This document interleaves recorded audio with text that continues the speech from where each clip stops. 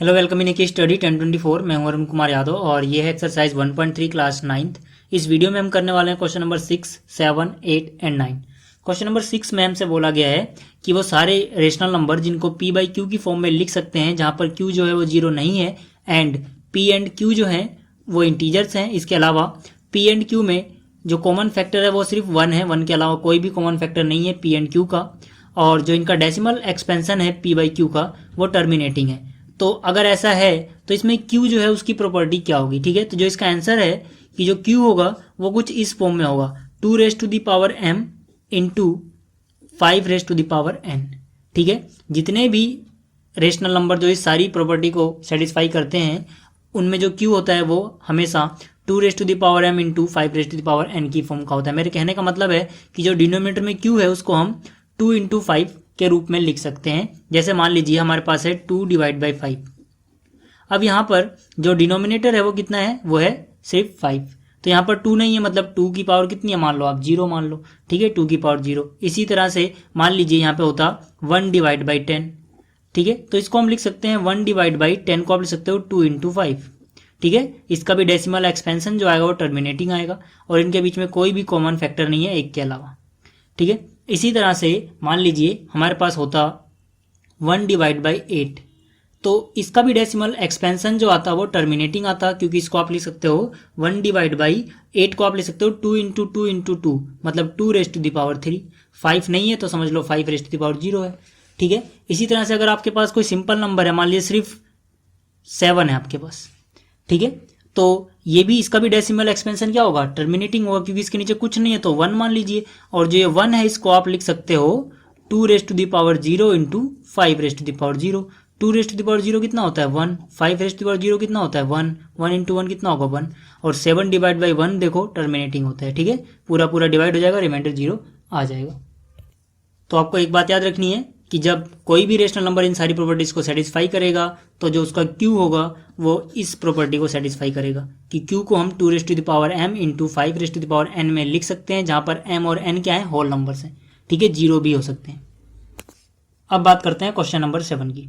अब देखिए question number 7 में हमें 3 नंबर्स लिखने हैं ऐसे जिनका जो डेसिमल एक्सपेंशन होगा ना तो वो टर्मिनेट होगा यानी नॉन टर्मिनेटिंग, और ना ही वो बार बार रीअकर होगा, यानी कोई भी पैटर्न हमें उसमें नहीं मिलेगा जो बार बार रिपीट होता हो। तो ऐसे आप कुछ भी लिख सकते हो। ठीक है, मान लीजिए आपने लिखा 2.50, फिर 5 के बाद 00 लगा दो, फिर 5 के बाद 000 लगा दो। ठीक है, फिर 5 के बाद 4 बार 0 लगा दो, ऐसे करते डैश डैश डैश।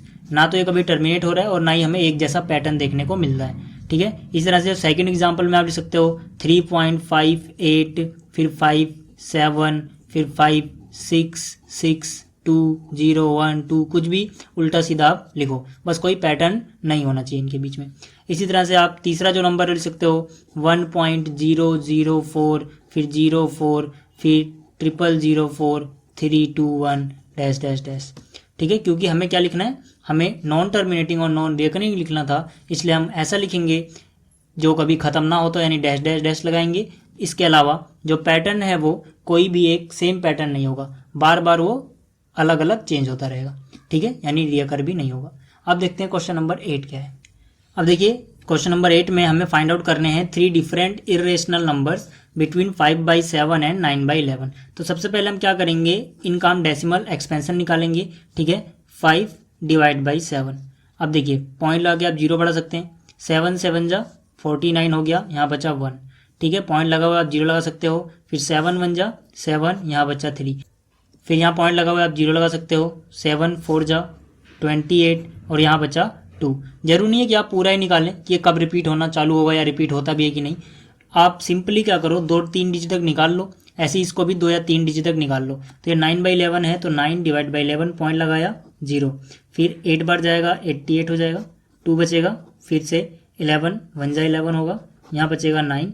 ठीक है, फिर पॉइंट लगा 0, फिर 8 88 हो गया, फिर 2, ठीक है, फिर 0 लगाओगे और 1 बार टेबल जाएगा, ऐसे ही चलता रहेगा। ठीक है, तो इसका डेसिमल एक्सपेंशन कुछ इस तरह से आ रहा है 7.0.714। हालांकि अभी आगे भी होगा, बट क्योंकि हमें इसके बीच में लिखने थे तो हम क्या करेंगे, हर क्वेश्चन में आप 2 या 3 डिजिट तक लिखो।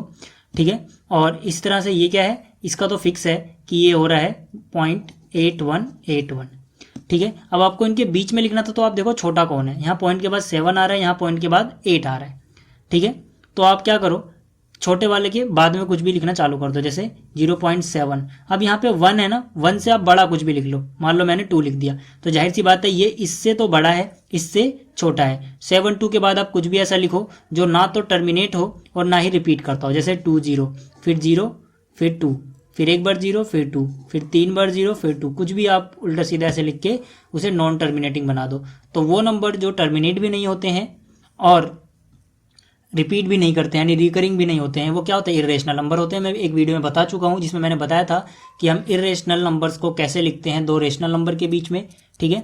वो वीडियो का लिंक मैं डिस्क्रिप्शन में दे दूंगा, वहाँ से देख सकते हैं। इसके अलावा फिर से मैं 7 2 जो कि 1 से बड़ा है, ठीक है, आप 3 भी लिख सकते हो। फिर से मैंने लिखा 1 4, फिर 1 4 4, फिर 1 4 4, ठीक है, डैश डैश डैश।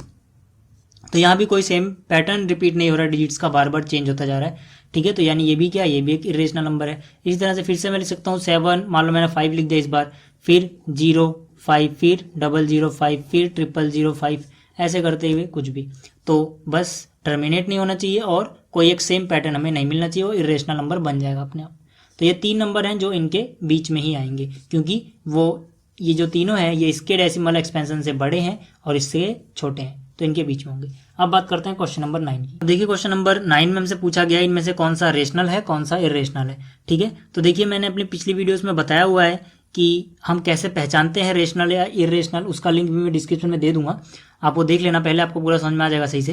अब देखिए यहाँ पे अंडर रूट के अंदर कुछ है, तो मैंने एक टाइप में बताया था कि अगर हमारे पास कुछ ऐसा क्वेश्चन है जिसमें अंडर रूट के अंदर कोई नंबर है तो हमेशा इरेशनल होगा अगर अंडर रूट के अंदर जो नंबर है वो एक परफेक्ट स्क्वायर नहीं है, ठीक है। और अगर परफेक्ट स्क्वायर है तो वो रेशनल होगा। तो यहाँ पे 23 जो है वो परफेक्ट स्क्वायर नंबर नहीं है, ठीक है। तो ये क्या होगा, ये एक इरेशनल नंबर होगा।